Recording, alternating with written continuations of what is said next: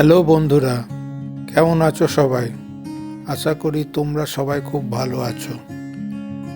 মিত্র দেশে সম্প্রীতি যাত্রা নেপাল মার্চ 2026 এই সিরিজে আজ দ্বিতীয় পর্ব।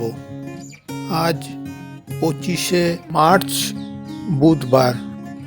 দেভিস ওয়াটারফলস দেখার পরে আমি এসেছি ইন্টারন্যাশনাল মাউন্টেন মিউজিয়াম দেখতে। পর্বত ও পর্বতারোহণের নিজস্ব এক ইতিহাস রয়েছে। এই ইতিহাসকে সংরক্ষণ করা না হলে এর সমস্ত নথিপত্র ও নিদর্শন চিরতরে হারিয়ে যেতে খুব বেশি সময় লাগবে না। 1973 সালের 1 নভেম্বর প্রতিষ্ঠিত নেপাল মাউন্টেনিয়ারিং অ্যাসোসিয়েশন NMA পোখরায় আন্তর্জাতিক পর্বত জাদুঘর ইন্টারন্যাশনাল মাউন্টেন মিউজিয়াম স্থাপনের উদ্যোগ গ্রহণ করে। এই জাদুঘর প্রতিষ্ঠার মূল উদ্দেশ্য ছিল সাধারণভাবে বিশ্বজুড়ে পর্বতারোহণ কার্যক্রমের অতীত ও বর্তমান বিকাশকে নথিবদ্ধ, প্রামাণ্যকরণ ও লিপিবদ্ধ করা এবং বিশেষভাবে হিমালয়ের শিখরগুলোতে পর্বতারোহণের ইতিহাসে রচিত অবিস্মরণীয় কীর্তিগাথাকে সংরক্ষণ করা। 1995 সালের 1 ডিসেম্বর ইন্টারন্যাশনাল মাউন্টেন মিউজিয়ামের ভিত্তিপ্রস্তর স্থাপন করা হয়। 2002 সালের 29শে মে IMM-এর প্রথম প্রাথমিক উদ্বোধন বা সফট ওপেনিং অনুষ্ঠিত হয় এবং 2004 সালের 5ই ফেব্রুয়ারি এটি আনুষ্ঠানিকভাবে সর্বসাধারণের জন্য উন্মুক্ত করে দেওয়া হয়। এই মিউজিয়ামের 6টি ভাগ আছে: mountain people gallery, mountain gallery, mountain activities gallery, Lhakhang associates gallery, living museum. Mountain people গ্যালারিতে নেপাল এবং বিশ্বের বিভিন্ন পার্বত্য অঞ্চলের আদিবাসী অধিবাসীদের তুলে ধরা হয়েছে। প্রথম বেসমেন্ট হলের ঠিক নিচেই অত্যন্ত চিত্তাকর্ষকভাবে তাদের জীবনধারা ও সংস্কৃতি প্রদর্শিত হয়েছে, যা দর্শনার্থীদের অবচেতন মনে এমন এক অনুভূতির সঞ্চার করে যেন তারা এক উচ্চতর অবস্থানে দাঁড়িয়ে ঠিক তাদের নিচেই প্রদর্শিত তথ্য ও বিষয়বস্তুগুলোকে পর্যবেক্ষণ ও অনুধাবন করছেন। বিষয়বস্তুগুলো আরও নিবিড়ভাবে পর্যবেক্ষণের উদ্দেশ্যে দর্শনার্থীরা যখন বেসমেন্টের দিকে দৃষ্টি নিবদ্ধ করেন, তখন জাদুঘরের নির্দেশকরা তাদের পার্শ্ববর্তী ভিডিও হলে নিয়ে যান। সেখানে ভিডিও প্রদর্শনের মাধ্যমে তাদের খুম্বু অঞ্চলের মানুষের সংস্কৃতি ও পর্বতমালা সম্পর্কে বিস্তারিত ধারণা প্রদান করা হয়। ইন্টারন্যাশনাল মাউন্টেন মিউজিয়ামের দ্বিতীয় কক্ষটি হল বিশ্ব পর্বতমালার কক্ষ, হল অফ ওয়ার্ল্ড মাউন্টেন্স, যেখানে দর্শনার্থীদের দেশি ও বিদেশি পর্বতমালা, সেগুলির ঐতিহাসিক প্রেক্ষাপট এবং সর্বোচ্চ শিখরগুলির সাথে পরিচয় করিয়ে দেওয়া হয়। এই বিভাগে 8000 মিটারের অধিক উচ্চতা বিশিষ্ট 14টি শিখরের সবকটির তথ্য এবং সেগুলির আলোকচিত্র পাওয়া যায়। এই কক্ষের ভূতাত্ত্বিক বিভাগে গুরুত্বপূর্ণ শিলার নমুনার একটি সংগ্রহ প্রদর্শিত হয়, যা দিয়ে ওই পর্বতমালাগুলোর ভূতাত্ত্বিক গঠন গড়ে উঠেছে। মাউন্টেন অ্যাক্টিভিটিস গ্যালারি বা পার্বত্য কার্যকলাপ সম্পর্কিত প্রদর্শনীতে পাহাড় ও শিলা আরোহণের জন্য প্রয়োজনীয় সরঞ্জাম, সেগুলির প্রকারভেদ এবং ব্যবহার দর্শনার্থীদের ওই পর্বত আরোহণ কতটা কঠিন হতে পারে সে সম্পর্কে পরিচিত করে তোলে। সবশেষে প্রথম তলার এক কোণে রয়েছে ইয়েতির বিখ্যাত কিংবদন্তি কাহিনী, যা পৌরাণিক কাহিনী এবং এই মায়াবী বিশাল বাদামি ভাল্লুক সম্পর্কিত একটি প্রকাশনা। যদিও প্রাণীটিকে কেউ দেখেনি, কেউ বরফের চাদরে এর পায়ের ছাপের ছবি তোলার দাবি করেছেন এবং কেউ কেউ চোখ বন্ধ করে একে দেখেছেন। এই বিভাগটি সেই ইয়েতির জন্য উৎসর্গীকৃত যাকে কেউ দেখেনি কিন্তু অনেকেই চায়। লাখাং বিভাগ, যারা বৌদ্ধ ধর্মের প্রার্থনা কক্ষের প্রকৃত আধ্যাত্মিক সংবেদনশীলতাকে অন্তরে ধারণ করতে যান, তাদের জন্য লাখাং কক্ষটি সর্বদা প্রার্থনার উদ্দেশ্যে উন্মুক্ত থাকে। এছাড়া প্রথম তলায় লাখাং কক্ষের ডান দিকে অবস্থিত গ্রন্থাগারটি গবেষক ও শিক্ষার্থী উভয়ের ব্যবহারের জন্যই সুসংরক্ষিত রয়েছে। অ্যাসোসিয়েটস গ্যালারি বা সহযোগী গ্যালারি। বেসমেন্টে অবস্থিত প্রদর্শনী কক্ষের প্রদর্শনীর সমাপ্তি এখানেই ঘটে। এরপর দর্শনার্থীরা পাহাড়ি জনগোষ্ঠীর আর্থসামাজিক জীবনধারা এবং বিভিন্ন সময়ে তাদের নানাবিধ কর্মকাণ্ড সম্পর্কে বিস্তারিত তথ্য সংগ্রহের উদ্দেশ্যে প্রথম তলায় গমন করেন। ওই তলায় পরিবেশ, উদ্ভিদ ও প্রাণীকুলের উন্নত সংরক্ষণ এবং সমগ্র অঞ্চলের একটি টেকসই পরিবেশ নিশ্চিতকরণের লক্ষ্যে গৃহীত বর্তমান কার্যক্রম ও ভবিষ্যৎ পরিকল্পনাগুলো তুলে ধরা হয়েছে।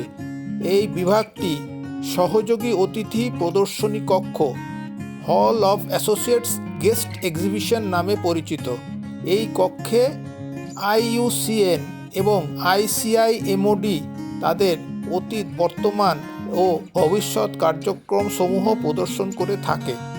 পাহাড় সম্পর্কিত মোট 39টি কুইজ ও সেগুলোর উত্তর রেলিংয়ের গায়ে সাটা টিনের ফলকগুলিতে লিপিবদ্ধ করা হয়েছে। এর উদ্দেশ্য হলো IQ পরীক্ষার মাধ্যমে দর্শনার্থী ও শিক্ষার্থীদের মেধা ও কৌতূহলকে উদ্দীপ্ত করা। লিভিং মিউজিয়াম বা জীবন্ত জাদুঘর। ভবনের বাইরে এবং জাদুঘর চত্বরের অভ্যন্তরে 5.1 হেক্টর আয়তনের বিশাল এলাকা জুড়ে দর্শনার্থীদের অপেক্ষায় রয়েছে এক জীবন্ত জাদুঘর। এই জীবন্ত জাদুঘরে নেপালের বিভিন্ন উপজাতি ও গোষ্ঠীর আদিবাসীদের সংস্কৃতি, তাদের বসতবাড়ি এবং জীবনযাত্রার প্রকৃত পরিবেশ হুবহু প্রতিরূপ তুলে ধরা হয়েছে। জাদুঘর কর্তৃপক্ষ দ্বারা দর্শনার্থীদের যে ধরনের সুবিধা দেওয়া হয় সেগুলি হলো library, Maurice Herzog climbing wall, souvenir shop, garden, Gorkha village restaurant. International mountain মিউজিয়ামের লাইব্রেরিতে পর্বতারোহণের ইতিহাসের সর্বোৎকৃষ্ট ধারণা পাওয়া যায়।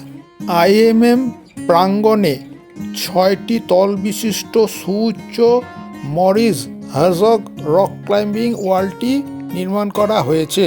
পর্বতারোহণে উৎসাহী ও অনুরাগীদের কাছে এটি খুব জনপ্রিয়।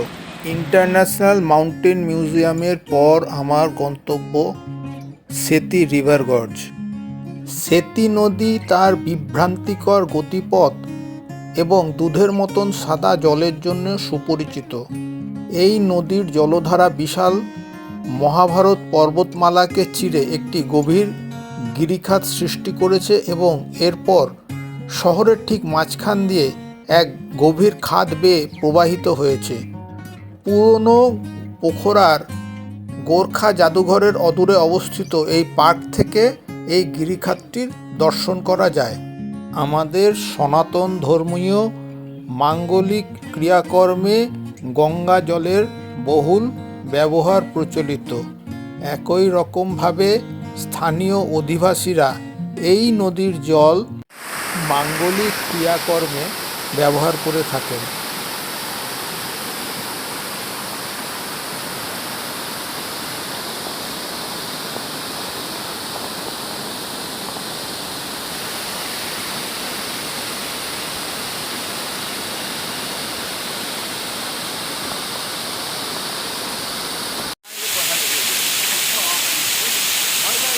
मैले यस्तो बारबार पानी आएर पठाएको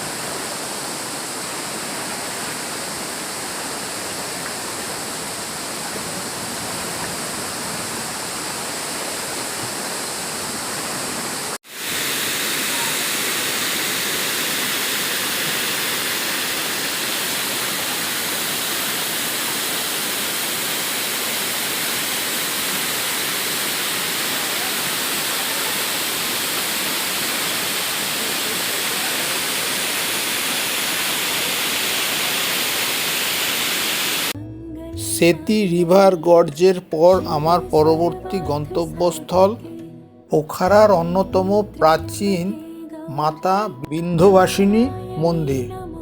এই ঐতিহাসিক ৩০০ বছরের পুরনো হিন্দু মন্দিরটি দেবী দুর্গার একটি অন্যতম রূপ মাতা বিন্ধ্যবাসিনীকে উৎসর্গীকৃত।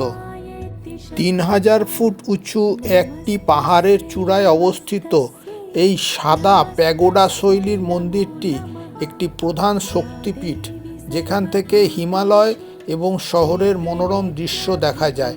এটি প্রতিদিনই খোলা থাকে এবং প্রবেশমূল্য লাগে না। চৈত্র সপ্তমীর পুণ্যতিথিতে আমি পোখারা রক্ষাকর্ত্রী দেবী হিসাবে পরিচিত দেবী ভগবতীকে উৎসর্গীকৃত এই বিন্ধ্যবাসিনী মন্দিরটি পরিদর্শন করি। রক্ত পিপাসু দেবী হিসাবে খ্যাত এই দেবীকে তুষ্ট করার উদ্দেশ্যে এখানে পশু বলি দেওয়ার প্রচলন আছে। মূল মন্দির সীমানার মধ্যে আরও বেশ কিছু মন্দির ছড়িয়ে ছিটিয়ে রয়েছে। মূল সড়ক থেকে মন্দিরে পৌঁছতে ভক্তদের বেশ কিছুটা সিঁড়ি বেয়ে উপরে উঠতে হয়। মন্দিরের ঠিক পাশেই ঢালু জায়গায় কয়েকটি ক্যাফে এবং দোকান রয়েছে, যেখানে মন্দিরের স্মারকচিহ্ন, মন্দিরের ভেতরে নিবেদন করার জন্য পূজার সামগ্রী কিনতে পাওয়া যায়।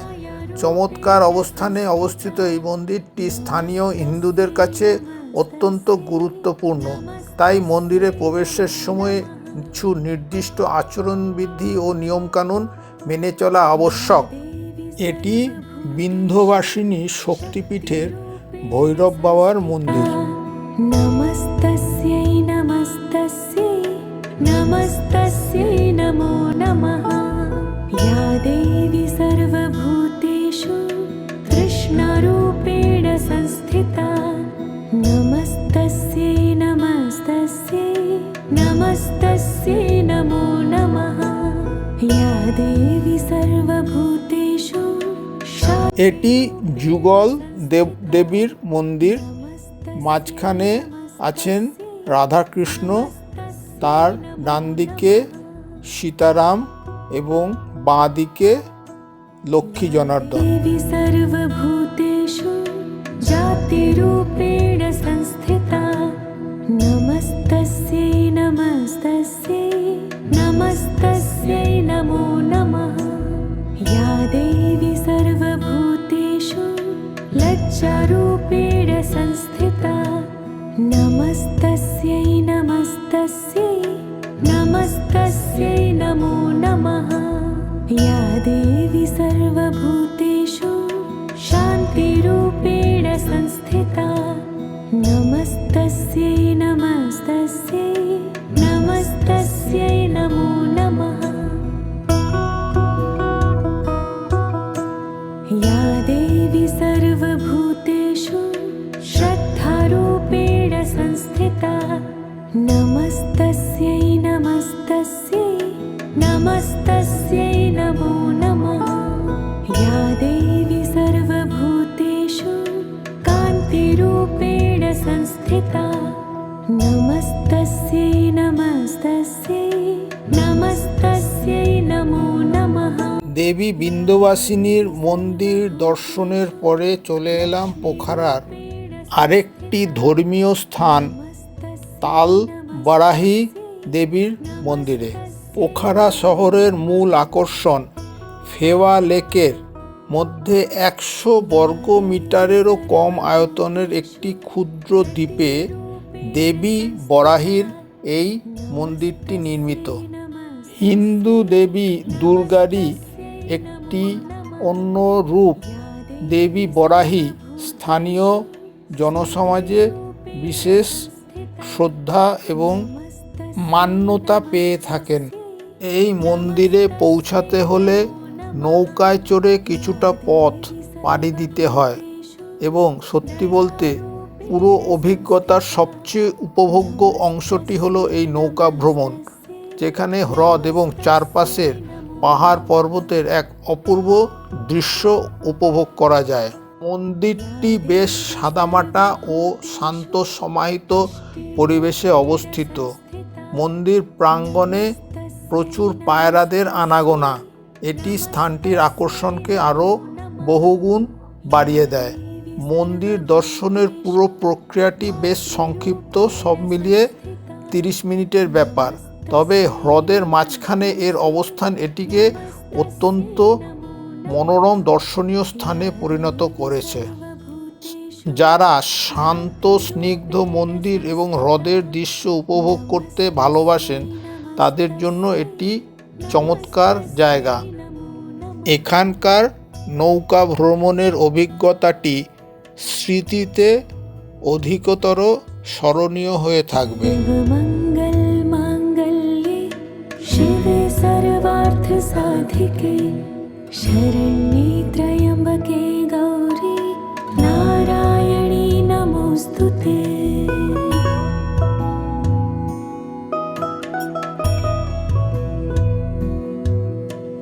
या देवी सर्वभूतेषु विष्णुमायेति शब्दिता नमस्तस्यै नमस्तस्यै नमस्तस्यै नमो नमः।